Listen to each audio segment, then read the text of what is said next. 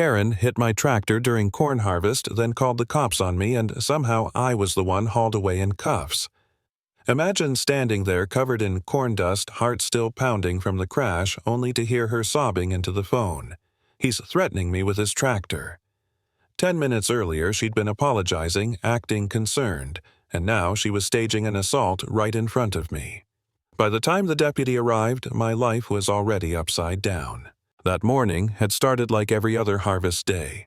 October air cool against my face, steam rising from my coffee radio playing old country through the static of the tractor cab. I'd been doing this for years, loading corn onto the truck from the easement road legal routine, nothing unusual. The dash cam I'd installed a few weeks earlier blinked quietly on the dashboard, just insurance in case Karen tried one of her safety inspections. My gut told me to be cautious, and for once that gut feeling turned out right. I heard the engine before I saw it, the roar of a Lexus barreling down the narrow road like she was late to the Indy 500. No brake lights, no hesitation. 2 seconds later, the impact slammed me forward into my seatbelt. Coffee splattered everywhere, burning my hand. Glass cracked across the pavement, and the front of her car crumpled like tin foil against my bucket loader. I stumbled out, shaking, still trying to catch my breath.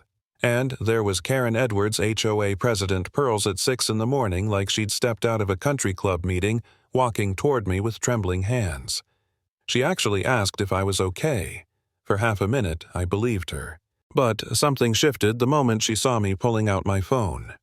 The worried neighbor disappeared. Her eyes went cold, calculating. She checked for witnesses, glanced at the houses, then bent down, picked up a landscaping rock, and smashed her own headlight. I froze, watching the whole performance unfold.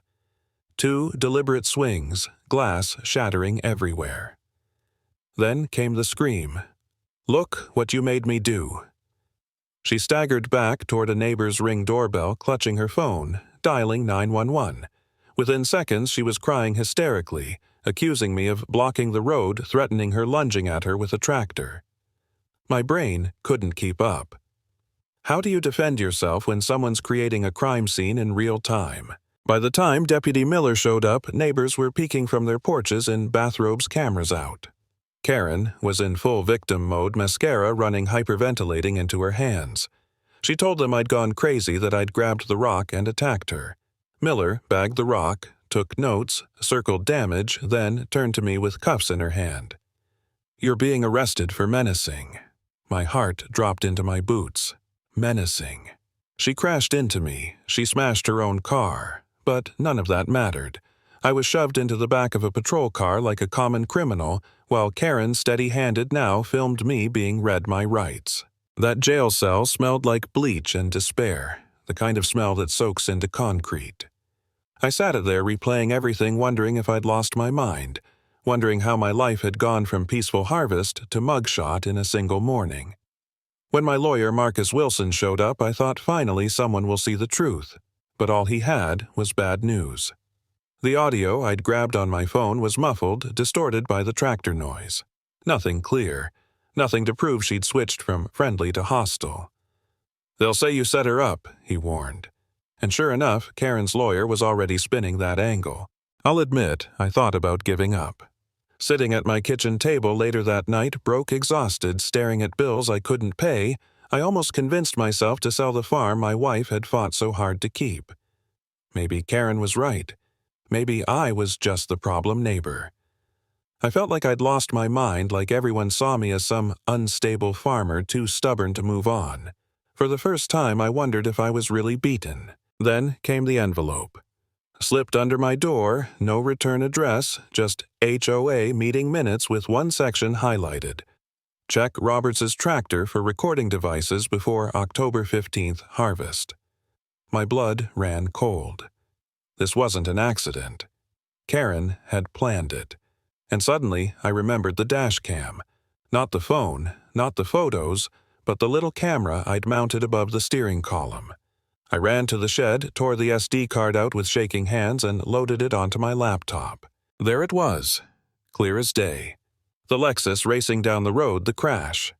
Karen's face shifting from genuine shock to cold calculation.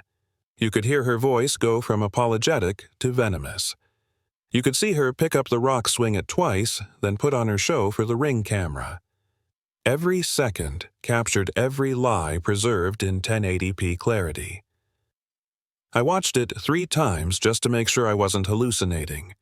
The evidence I thought I didn't have was sitting there all along, but Karen didn't stop. When she realized I was fighting back, the harassment escalated. Sugar in my diesel tank locks glued shut irrigation lines opened to flood the road. Each act cost me money, days of harvest, and more sanity, and every time I fixed something, I documented it. Photos, videos, timestamps. My farm looked like a crime scene logbook, and maybe that's what saved me.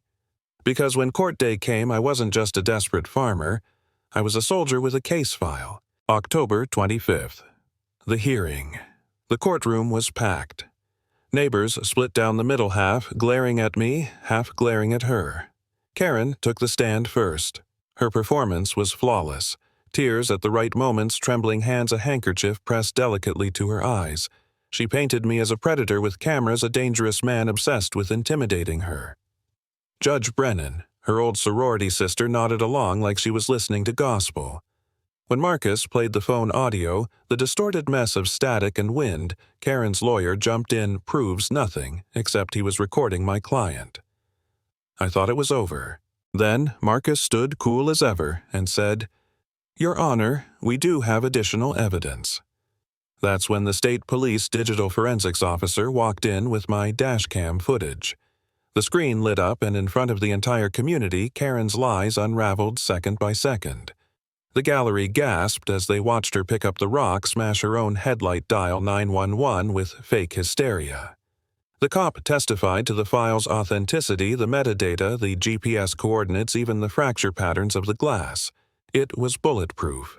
And for the first time in 11 days, I felt the weight on my chest lift. Karen's mask cracked right there in the courtroom. She screamed at the HOA Vice President Dean Morrison when he produced a memo signed by her ordering him to disable my cameras during inspections. "You betrayed me," she shouted, lunging across the aisle, mascara streaking like war paint. That outburst sealed her fate. No jury needed. The prosecutor announced an investigation into fraud, false police reports, even embezzlement. The neighbors who'd believed her suddenly sat in stunned silence. That was the moment Karen Edwards fell. Not when the cuffs clicked on my wrists, not when she smashed her own car. It was when the truth finally outshined the performance, when the whole room saw the predator hiding behind a victim's tears. The lesson I learned: evidence beats lies. Always roll the camera.